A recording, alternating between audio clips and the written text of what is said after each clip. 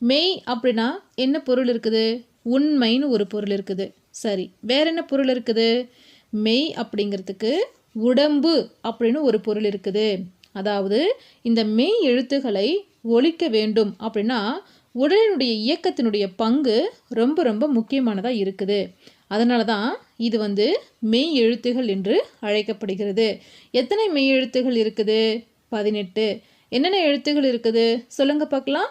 இக்கு, இங்கு, இச்சு, இஞ்சு, இட்டு, இன்னு, இத்து, இந்து, இப்பு, இம்மு, இ, இர், இல், இவ், இல், இல், இர், இன்.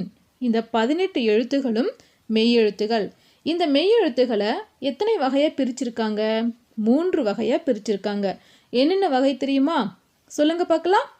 வல்லினம், மெல்லினம்,